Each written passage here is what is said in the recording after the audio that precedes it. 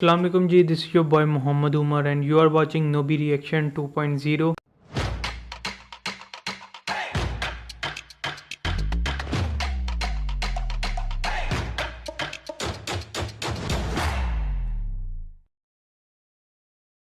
امید ہے یار پاکستان کے تمام سنگل منگل لوگ ٹھیک ہوں گے. تو یار کیسے ہو تم سب؟ یار جو آج ہم ویڈیو دیکھنے جا رہے ہیں اس کا پارٹ 1 میں نے دیکھ لیا تھا. ویڈیو کا ٹائٹل ہے ہسٹری آف صلح حدیبیہ اینڈ اٹس ہیرو ابو بصیر رضی تعالیٰ عنہ. تو آج اس کا سیکنڈ پارٹ دیکھتے ہیں، لیکن اس سے پہلے اگر آپ میرے چینل پہ نہیں ہیں تو میرے چینل کو لازمی سبسکرائب کیجیے گا، ساتھ بیل آئیکن ہوگا وہ بھی پریس کر دینا تاکہ اس طرح کے امیزنگ اینڈ انٹرٹیننگ ریئیکشن جب بھی اپلوڈ ہو تو سب سے پہلے آپ دیکھیں. تو let's start the video. Here we go. اب یہ بالکل ون سائیڈڈ شرائط تھی، نبی علیہ السلام نے قبول کر لیا. اب بخاری کے الفاظ ہیں، آپ علیہ السلام خیمے سے باہر نکلے اور آپ نے معاہدہ کہا کہ یہ ہو گیا ہے، تو اب اس طرح کرو کہ سب لوگ جو ہے نا یہیں پہ قربانیاں اپنی قربان کر دو. ویسے تو قربانی قربان کرنے کے بعد حلق کروانا ہوتا ہے، قربانی ادھر ہی کرو، حرم تک جانے کی ضرورت نہیں، یہیں کر کے اپنا حلق کروا دو، یعنی بال منڈوا دو، اور ساتھ ہی جو ہے وہ احرام بھی کھول دو. تو کوئی صحابی بھی نہیں اٹھا اس کے لیے. دوسری دفعہ کا، تیسری دفعہ کا، یہ پہلا اور آخری موقع تھا کہ نبی علیہ السلام نے 3 دفعہ صحابہ کو حکم دیا اور کوئی بھی ماننے کے لیے تیار نہیں ہوا. یعنی وہ سارے ہی ناراض تھے اس صلح کے اوپر. اب نبی علیہ السلام کی ایک مبارک عادت تھی کہ آپ ہر سفر میں اپنی کوئی نہ کوئی بیوی ساتھ رکھا کرتے تھے، قرآن اندازی کرتے تھے، بخاری میں آتا ہے ایک بیوی کو ساتھ لے جاتے تھے. اس سفر میں حضرت ام سلمہ آپ کے ساتھ تھی، وہ خیمے میں بیٹھی ہوئی تھی. یہ سب سٹوری نہیں میں پڑھ رہا، یہ میں جتنا کچھ بیان کر رہا ہوں یہ بخاری مسلم میں موجود ہے. ٹھیک ہے جی. تو ام سلمہ کے پاس آئے اور کہا کہ یہ تو میری بات ہی نہیں کسی نے مانی، میں نے 3 دفعہ اناؤنسمنٹ کی ہے. تو ام سلمہ نے پھر بڑا زبردست مشورہ دیا. انہوں نے کہا کہ آپ ان کو چھوڑ دیں، آپ سب سے پہلے اپنی قربانی خود قربان کریں، اپنا حلق کروائیں اور احرام کھولتے ہیں. نبی علیہ السلام باہر نکلے، اپنی قربانی کو قربان کیا، حجام کو بلوایا، سر حلق کروا دیا، احرام کھول دیا. اب باقیوں نے جب تمام صحابہ نے دیکھا حضور نے کیا ہے، پہلے ایک اٹھا، پھر دوسرا، پھر تیسرا، کرتے کرتے سب کے سب نے، یعنی اب پیچھے کوئی راہ نہیں. این ممکن ہے کہ اصحاب یہ سوچ رہے ہوں کہ کوئی شاید کوئی نیا حکم نازل ہو جائے تو شاید کوئی نہ کوئی ہمیں اجازت مل جائے، کیونکہ صحابہ تو چاہ رہے تھے کہ ہم ان کے ساتھ لڑائی کریں گے اور یہ معاملہ کریں گے. اس دوران ایک اہم واقعہ ہوا جو بخاری مسلم دونوں میں موجود ہے کہ حضرت عثمان غنی رضی اللہ تعالیٰ عنہ کو نبی علیہ السلام نے اپنا سفیر بنا کے مشرکین عرب کے پاس ڈسکشن کے لیے بھیجا. انہوں نے ان کو وہاں پہ قید کر لیا، یعنی محصور کر لیا، واپس نہیں آنے دیا.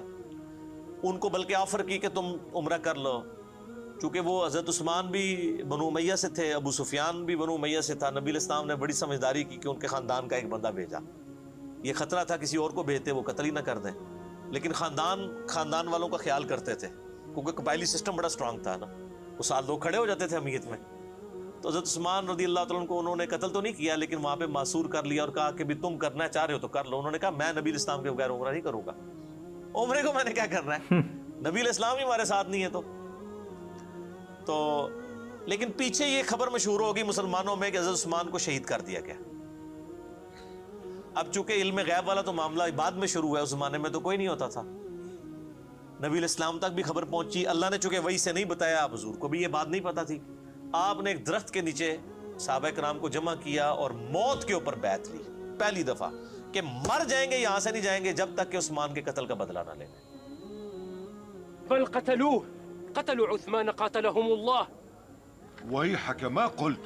لا نبرح حتى نناشز القوم وهو يدعونا إلى تلك الشجرة نبايعه ألا نفر حتى يفتح الله بيننا وبين قريش. تو بیعت والا یعنی یہ معاملہ ہوا.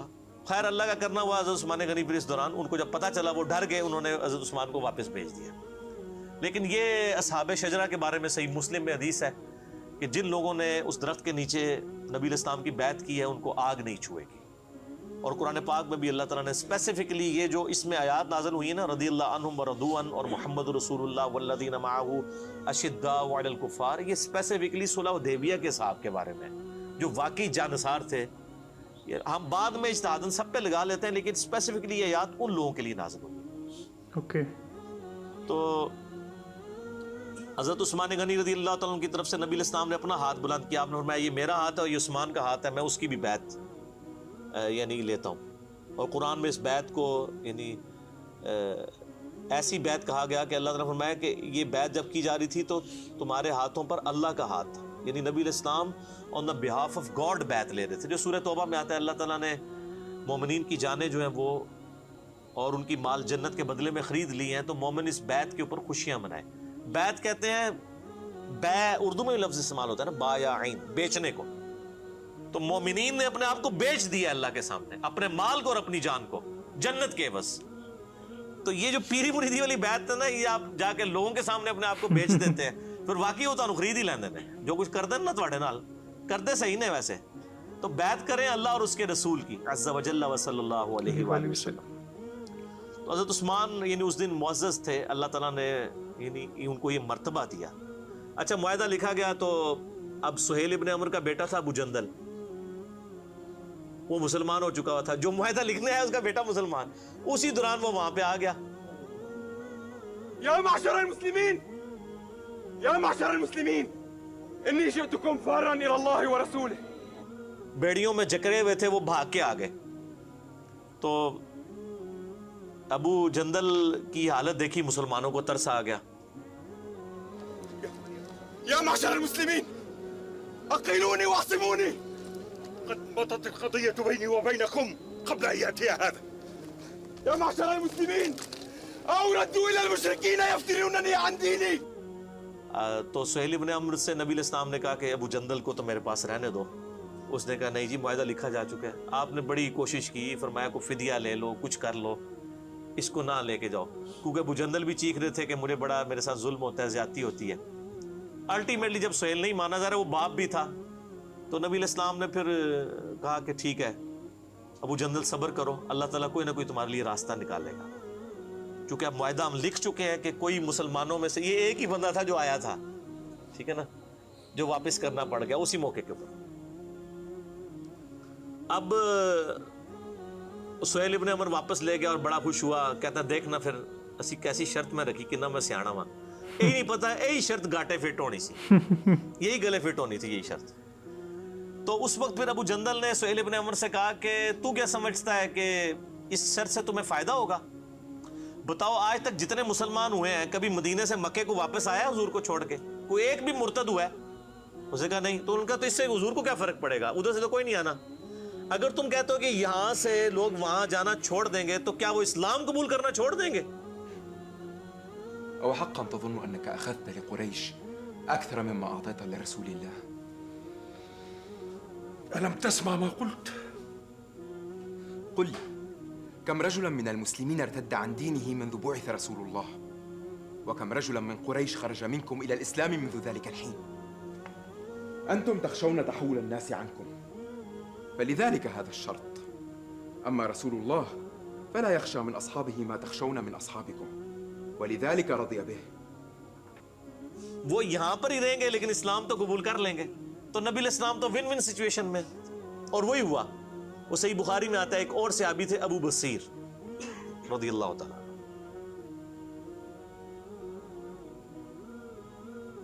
اور وہ بھاگ کے مسلمان ہو کے مدینہ شریف آ گئے. پیچھے ہی مشرکین عرب بھی آ گئے اور کہا یا رسول اللہ اپنا وعدہ پورا کریں. أبو بصير فررت من مكة. خذني إلى رسول الله يا عمر، فوالله لا أرجع إلى المشركين فيفتنونني في ديني. ولكنك علمت أن العهد بيننا وبينهم أن نرد من يأتينا منهم بغير إذن وليه. خذني إلى رسول الله يا قد خرج هذا بغير إذن وليه.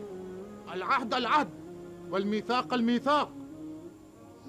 تو نبی علیہ السلام نے پھر ابو بصیر سے کہا کہ خدا کر کے معاہدہ ہوا ہے, تو اب معاہدے کو نہ توڑ, تو تو واپس نہ ان کے ساتھ چلا جا. تو نبی علیہ السلام نے ان کو واپس بھیج دیا. وأن الله جاعل لك ولمن معك من المستضعفين فرجا ومخرجا.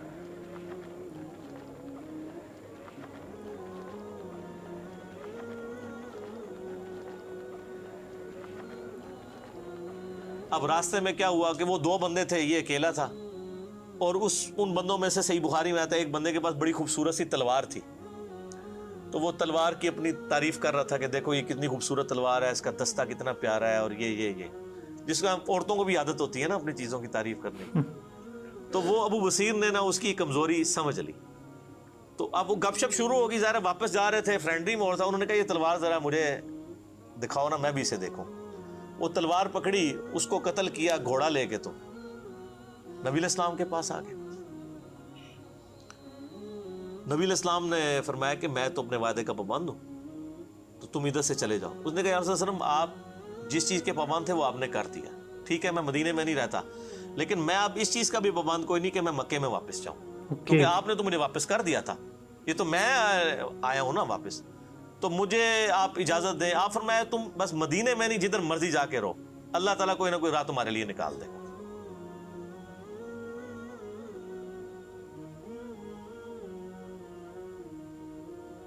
تو وہ سمندر کے کنارے ایک بستی تھی جہاں سے مشرکین عرب کے قافلے جایا کرتے تھے تجارت کے لیے شام.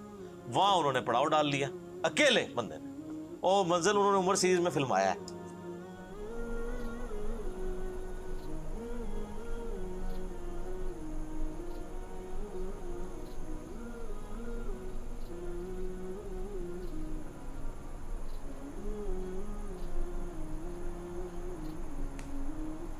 اچھا اب وہاں سے جتنے بھی مسلمان ہو کے آتے تھے نا، ان کو پتہ چل گیا، تو وہ بجائے مدینہ شریف جانے کے وہاں پڑاؤ ڈال لیتے تھے. ادھر کافی سارے مسلمان کٹھے ہو گئے. انہوں نے کہا اب ہم کافی زیادہ ہو گئے ہیں، تو ایسی دی تیسی قریش مکہ کی، انہوں نے ہمارا مال لوٹا ہے نا، اب ان کا کوئی قافلہ سلامت نہیں یہاں سے جایا کرے گا. تو انہوں نے کیا کیا، وہ قافلہ ان کا تجارت کا جب گزر رہا تھا، انہوں نے پکڑ کے لوٹ لیا سارا مال ان کا، اور ان کو واپس بھیج دیا اور کہا جی ادھر جا کے خبر دے دو کہ آندھا کے بعد بھوکے مرو گے تم، اب تمہارا کوئی قافلہ ادھر محفوظ نہیں ہے. وہاں پھر انہوں نے میٹنگ کی آپس میں کہ یار کیا کریں، یا تو ہم کوئی لشکر کشی کریں ان کے اوپر، لیکن لشکر کشی کیسے کریں، وہ تو خانہ بدوش تھے، کبھی کہیں پڑاؤ ڈالتے تھے کبھی کہیں پڑاؤ ڈالتے تھے. تو الٹیمیٹلی یہی ڈیسائیڈ ہوا، سہیل ابن عمر کو بلایا گیا کہ تو بڑا سیاڑا مرد ہے نا، تو مہربانی کر جا کے نبی علیہ السلام کو ریکویسٹ کر کے یہ شرط ختم کر دیں، اور جو لوگ مسلمان ہو رہے ہیں نا، اللہ کا واسطہ جو لوگ اپنے کول ہی رکھو، ساڈے تو جان چھڑاؤ، کم از کم آپ کے پاس رہیں گے، کم از کم ہمارے قافلے تو نہیں لوٹیں گے نا، کسی چیز کے پابند تو ہوں گے. پھر وہ واپس آئے اور انہوں نے آ کے ریکویسٹ کی، اور نبی علیہ السلام کی شرافت تھی، آپ نے قبول کر لی. آپ فرمایا چلو ٹھیک ہے. پھر ان کی یہ جان چھوٹی. وہ صحابی جو تھے ابو بصیر، حضرت عمار ابن یاسر کو نبی علیہ السلام نے بھیجا کہ جا کے ان کو پیغام دو. تو وہ حالت نزع میں تھے اس وقت، یعنی وہ بیمار ہو گئے وہ عرب میں. تو بہرحال وہ نزع کے عالم میں تھے. عمار ابن یاسر آئے، انہوں نے خوشخبری دی، ان کی قبر پھر وہیں پہ بنی ہے.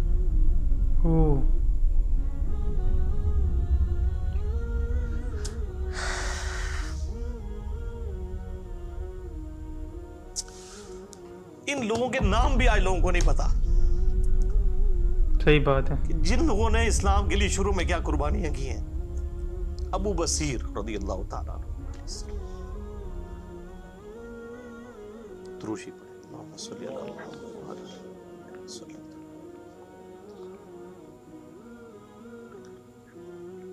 کما بارکت علی ابراہیم وعلی آل. تو آپ دیکھیں کس طریقے سے یعنی ان لوگوں نے اپنی طرف سے ہوشیاری کرنے کی کوشش کی. اچھا جب یہ سب کچھ ہوا، پھر حضرت عمر آئے حضرت ابوبکر کے پاس اور کہا کہ آپ نے سچ کہا تھا، یہ اللہ کے رسول ہے صلی اللہ علیہ وسلم. یعنی میرا وہ ویژن نہیں تھا کہ ہم دب کے صلح کر رہے ہیں، اور یہ صلح جو ہے وہ مسلمانوں کے لیے فتح کی نوید ثابت ہونی ہے. الله أعلم ورسوله. قد كنت والله أرشد مني رأيا حين قلت يا أبا بكر نلزم غرز رسول الله فإنه يرى بوحي الله ما لا نرى، وأنا قد أخذني الغضب وعارض أمر رسول الله. ويل لعمر كيف يمحو ذنبه. هون عليك، ما عرفت رسول الله. کیا یار، کیا واقعہ تھا.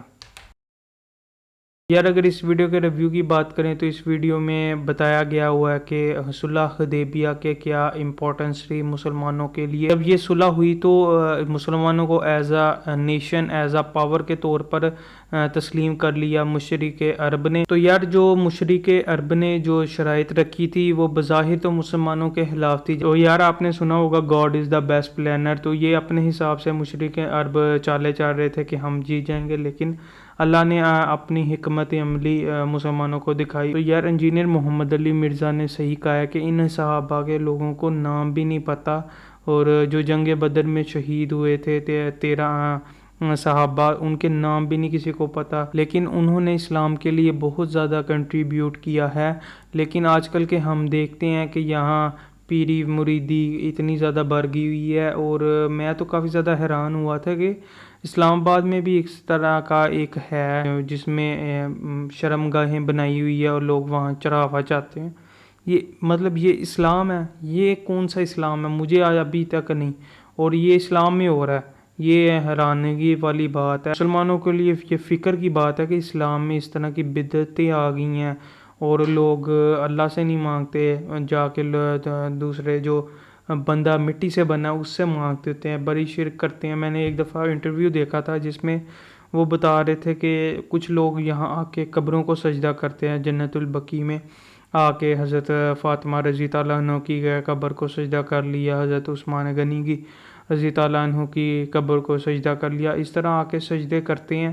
تو وہ کہتا ہے یہ کم علمی کی وجہ سے لوگ یہاں آ کے کچھ عقیدت میں کچھ زیادہ ہی آگے نکل جاتے ہیں. تو سجدہ تو صرف اللہ کی ذات کو کرنا ہوتا ہے، تو لیکن یہاں کم علمی کی وجہ سے، جس میں سے ان کا اپنا بھی قصور ہے اور کچھ گورنمنٹ کا بھی قصور ہے. لیکن گورنمنٹ کی بھی مجبوری آتی ہے، گورنمنٹ بھی بیک اینڈ پہ ہوتی ہے، اور وہ بھی ڈر ڈر کے فیصلے کاری ہوتی ہے کہ یار یہ مولوی بھڑک ہی نہ اٹھیں. تو ان کی بھی کنڈیشن سمجھ سکتے ہیں کہ اسلام آباد میں بڑے بھائی پچھلے سالوں میں بڑے دھرنے آئے ہوئے ہیں اسلام آباد میں، وہ سارے اسلامی تنظیموں پہ.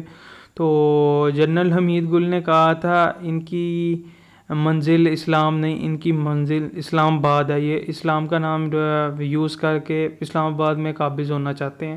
تو دیکھ لیں آپ کتنے بھی اسلامی دیکھ لیں لیڈرز بنتے ہیں اپنی طرف سے، لیکن جو جھوٹ وہ بولتے ہیں اتنے تو جو دوسرے پولیٹیشین ہوتے ہیں وہ بھی نہیں بولتے. میں اب نام نہیں کسی کو لوں گا، بڑی بڑی بلوچستان میں بھی ہے، کراچی میں بھی ہے، اور ایک دفعہ تو ان کی حکومت بھی رہی ہوئی ہے. آپ سمجھ رہے ہوں گے میں کن حکومتوں کی بات کر رہا ہوں، کن لوگوں کی بات کر رہا ہوں. تو بس یار یہی تھی ویڈیو. آئی ہوپ کہ آپ کو ویڈیو پسند آئی ہوگی. اگر پسند آئی ہے ویڈیو کو لائک اینڈ شیئر اور چینل کو لازمی سبسکرائب کیجیے گا. ملتے ہیں آپ سے اگلی ویڈیو میں، تب تک کے لیے اللہ حافظ.